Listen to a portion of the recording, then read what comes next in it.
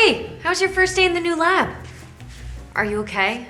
I was given the honorable duty of aliquoting 20 different bottles of FBS into conical tubes. Ouch, I've been there. It's the mundane task given to every new researcher in Dr. Hazlitt's lab. Everybody else tries to avoid it. Well, I don't blame them. It took me over 4 hours to finish. I hope I never have to do that again. Not only that, but a few bottles in, my lab mate told me that my labeling on the conical tubes looked like it was written by her doctor, and that nobody would be able to make sense of my handwriting. Ah, that Deborah. She's a stickler for penmanship. I'd laugh if I wasn't worried that my unintelligible FBS labels could lead to disaster.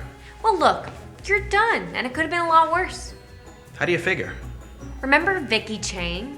Yeah, I miss Vicky. She had a similar aliquoting horror story. She had to inactivate about a bath full of FBS before aliquoting it into a rack of tubes that she ended up spilling all over the lab.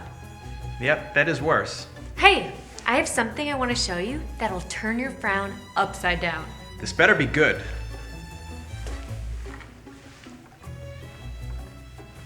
Unique looking little bottle. What is it?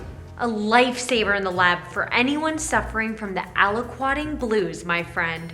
Our Thermo Fisher scientific representative said they're made specifically for FBS, but all I know is that with this little Gibco one-shot bottle, I've never had to aliquot FBS again.